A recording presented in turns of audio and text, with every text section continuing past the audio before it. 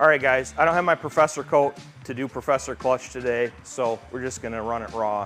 But hopefully by the end of this, you learn something and you understand your clutching a little bit better, and hopefully you can end up with a faster machine. So I'm gonna explain the 101 basic theory and operation of a CVT transmission and a side-by-side, and why clutching is important and what that does for you. So if you wanna follow along here, watch the video to the end. I promise this will help you understand your side-by-side way better, and you'll be able to make more informed decisions about performance modifications and what you purchase. We're gonna start out with a basic graph here.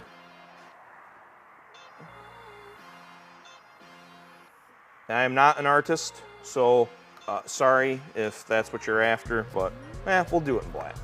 So we're gonna have engine RPM, and this is gonna be miles per hour, could be kilometers per hour, speed. Speed is the point down here. So you've got your engine, we'll use green. So you start it, and you've got idle, all right? Burr, burr, burr, burr, burr, burr, burr, burr. We're idling right there.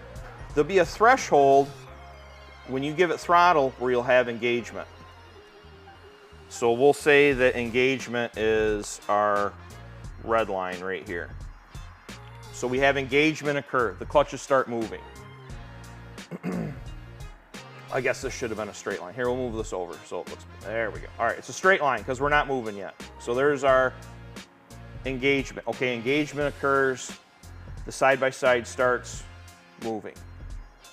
RPM increases and your speed begins to increase and accelerate until you hit your peak RPM.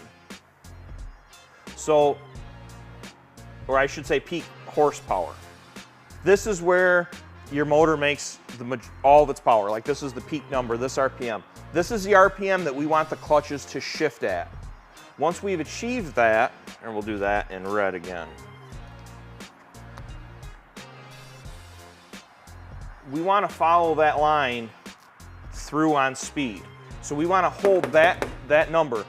Different side-by-side engines have different peak RPM, or where their horsepower is at. So peak horsepower number, you know, the Can-Am makes it in a different spot than a Pro R, so on and so forth. And regardless of what you have, this holds true for a CVT. So you want to maintain that peak horsepower number, and you want to shift out during that time until it shifts all the way out, and then you'll have the RPM come up again because the clutches are all the way shifted out. And this would be all the way out to red line if your peak power is below the red line number, which there's really nothing to be gained out here. This is what we're messing with when we clutch a side-by-side. So our engagement point we can change. You know, if you're